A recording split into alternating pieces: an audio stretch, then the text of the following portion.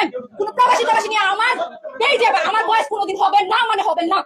আলাম্মা, তুমি বন বেড়াতে জন্ম নিলা না, বন বেড়াতে জন্ম নিলে বুঝাইতাম তোমার কোন কোন জায়গায় কত বিষ।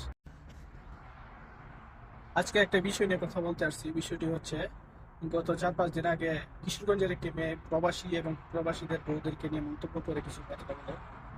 তো এই ভিডিওগুলো সোশ্যাল মিডিয়াতে অনেক ভাইরাল হয়।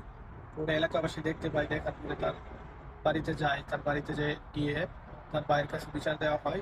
তার ভাই ভিডিওগুলো ডিলিট করার পরে সে আরো উত্তেজিত হয়ে আরো ভিডিও বানাতে শুরু করে। পরে এলাকাবাসী আরো সবাই যুক্ত হয়ে তার বাড়িতে যায়, গিয়ে তাকে বলার পরে সে স্বীকারোক্তি করে যে সে আর এই পেজে এরকম ভিডিও বানাবে না।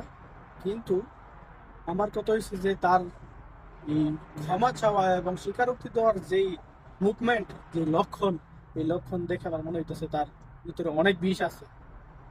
আলাম্মা, তুমি বন বেড়াতে জন্ম নিলা না, বন বেড়াতে জন্ম নিলে বুঝাইতাম তোমার কোন কোন জায়গায় কত বিষ। বুঝছো? তুমি খুব লাকি কিশোরগঞ্জে জন্ম নিছো।